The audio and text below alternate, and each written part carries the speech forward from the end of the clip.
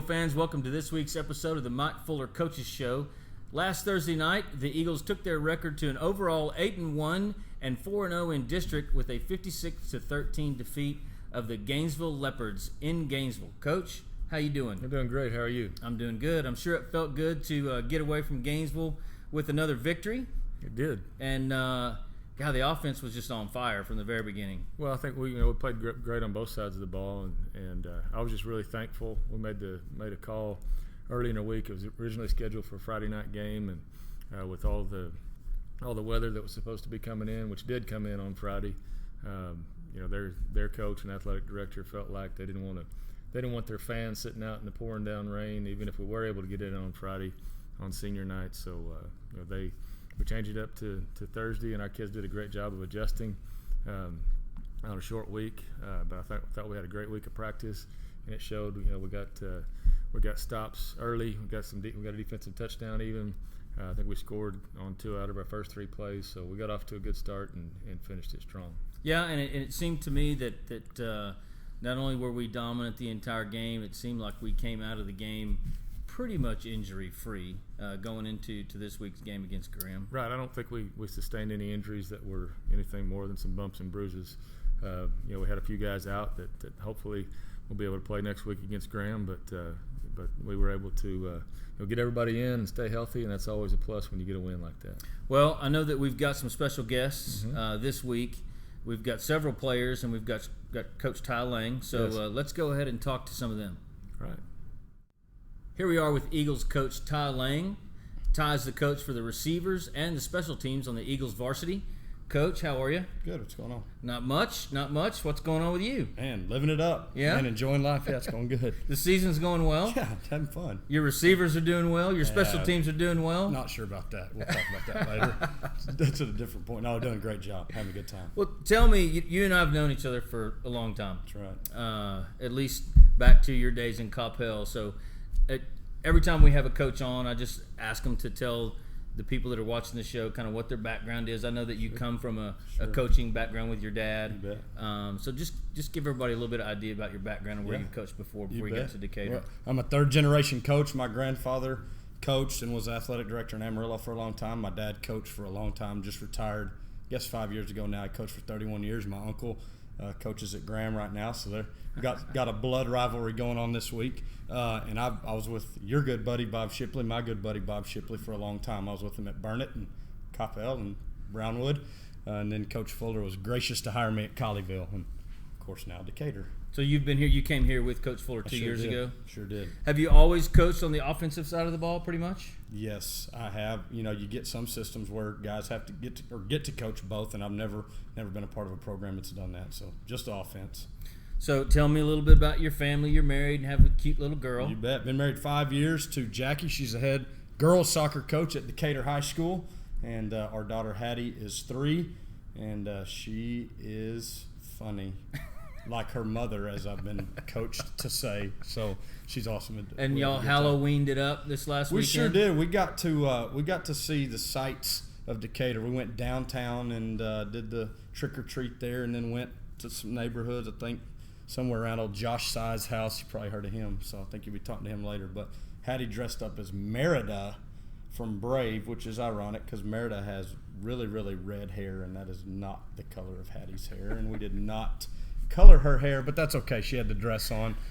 We didn't give her the bow or the arrows or anything like that. So other than that, it was good. And you dressed up as? I was a Decatur High School football coach, incognito, making sure the kids were out doing right. I'm sure the costume was perfect. It did fit well. Thank you, Coach Fuller, for the gear. So worked out well.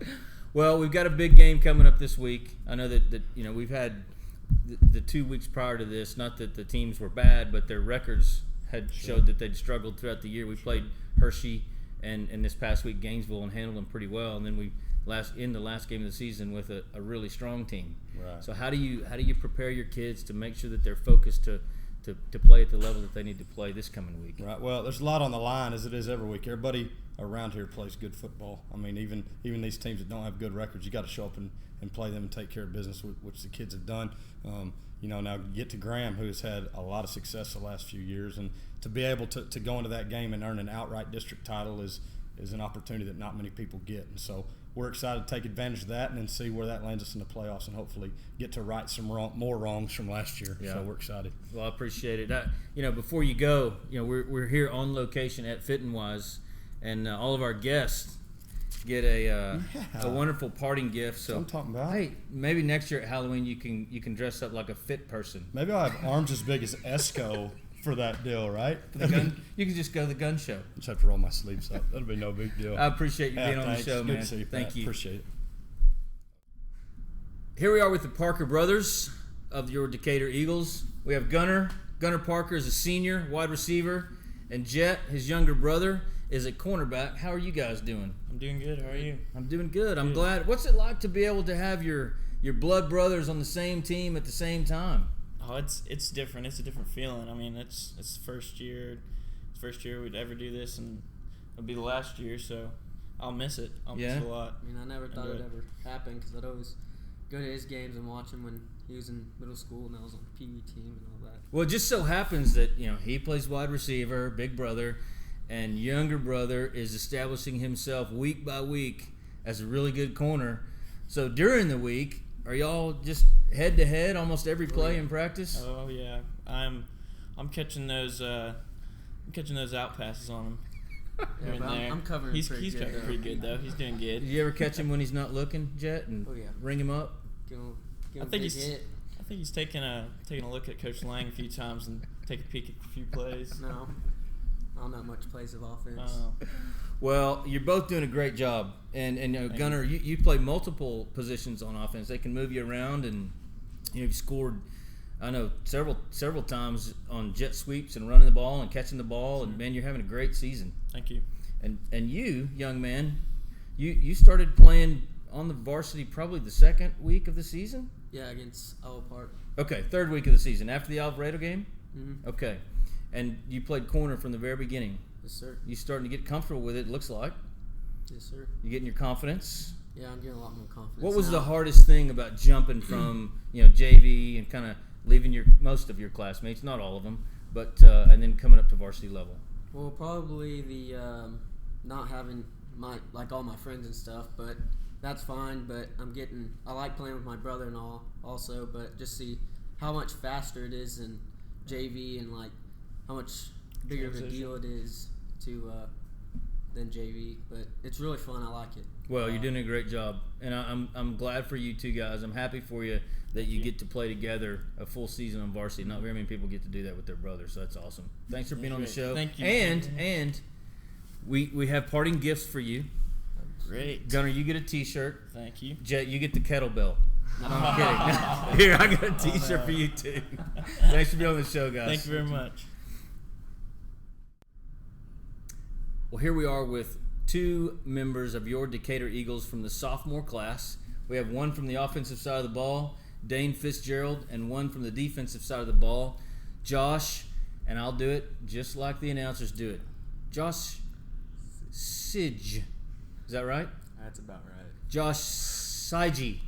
No, it's Josh Sy. Is that right? Yes, sir. Get used to it because you'll be calling it for another 2 years after this season's over. So, guys, how is it being on varsity?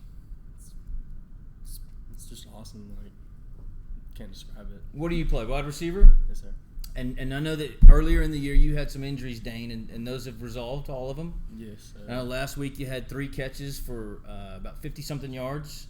Scored a couple of times, not just last week, but over the season you've scored a couple of times. Are you getting comfortable with the speed and the size of some of the guys you're playing against that are a year or two older than you? Yeah, it's a lot different than I expected it would be. They're faster, stronger.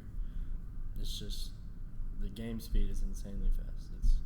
It's everything like speed. It's just all speed basically. Right.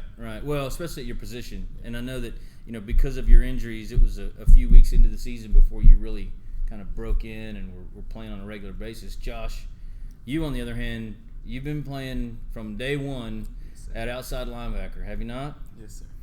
Well, tell me what that's like, just walking onto the field as a sophomore starting at outside linebacker for Decatur Eagles. Well, I have a lot of people who I look up to on field since a lot of our defense is seniors, and they've helped me progress a lot through the season and get adjusted to it, especially my other outside linebacker, Mason Bauer. He was a big help on it. Well, in fact, Josh, you never even played a down of JV football. No, sir. You just went straight from playing freshman ball when you were in 9th grade, playing freshman ball, straight to varsity. Yes, sir. Was the discrepancy in size and speed just? I mean, how'd you get used to it at first? It took definitely a game or two to get used to it. It's nothing like freshman year. The speed and the size and the strength of everyone you play is easily 10 times more difficult. But I've learned just to play each down as it goes and play the next play and, not look at their size, look at how I can take them down.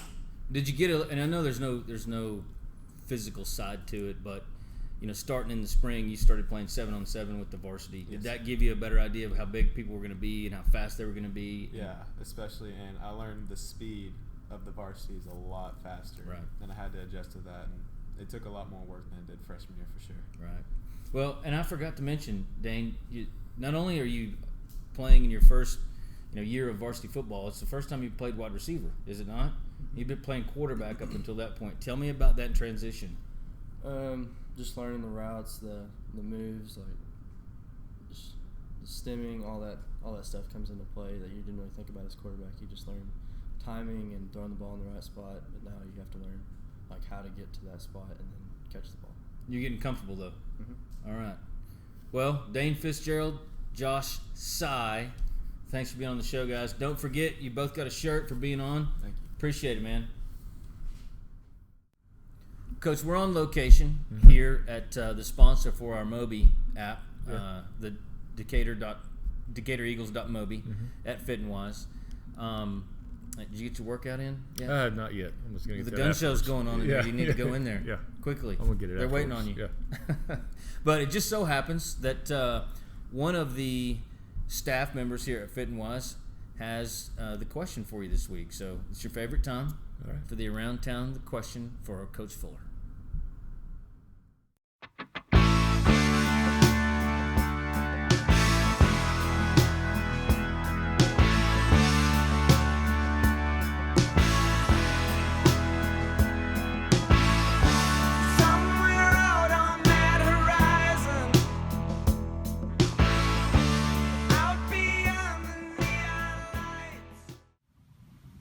Hi, I'm Trey Shirts with FitWise, and Coach Fuller, I want to know, what would it mean for you and the program to win a district title? Trey, that's a great question. For us right now, the Decatur Eagles 2015, an outright district championship would mean everything. It's what we set out to do at the beginning of this year. We set our goals on. We were very upset, fell just short last year in overtime at Graham. We felt like we had some things happen that could have gone differently, that would have given us some chances to win. We had that game and we let it slip away. So, I think for 1 year later to win a district championship outright over the team that beat us last year would mean a whole lot. Now, is it the ultimate goal for our season? No, we have bigger things in mind than just a district championship. But right now, it's the only championship we can win this week, and our goal is to play a great game on Friday night against a really, really good football team who's going to be highly motivated, and I know we're very well prepared because they're a great team. But that's what makes high school football fun. To answer your question in just a few words, it would mean absolutely a lot to the Decatur Eagles to win 2015 district championship outright on Friday night. Thank you. Coach, it seems like in the blink of an eye, we are down to the last regular season game. It's gone by fast. It just seems like a couple of weeks ago that Right. it was still 104 degrees and we were wondering how the season was going to go. Right. So all that work has been put in. You're right where you want to be. Your future is within your control.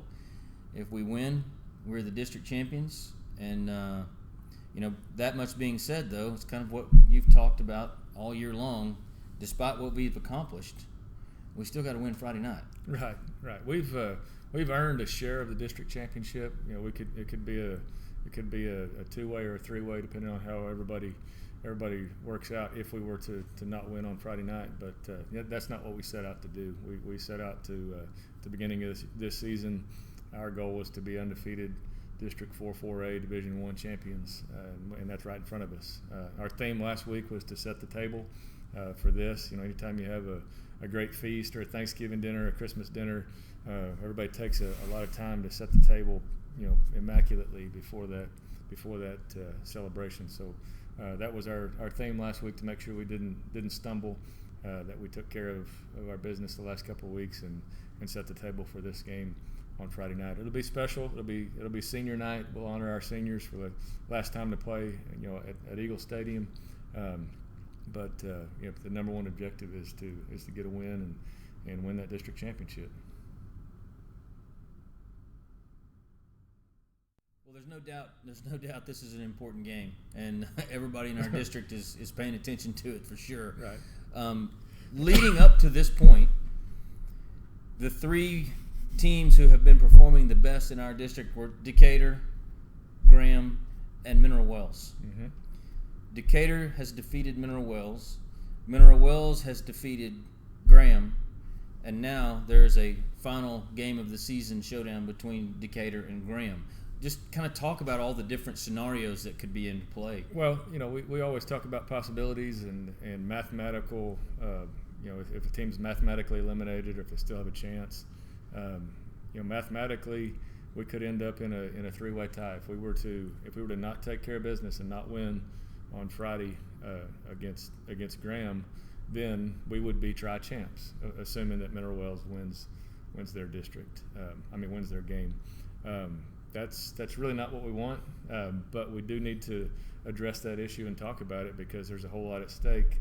At that point, you still have to decide who represents our district as the first place, second place, and third place seed, and that comes down to points, positive and negative points within those games played between the three teams.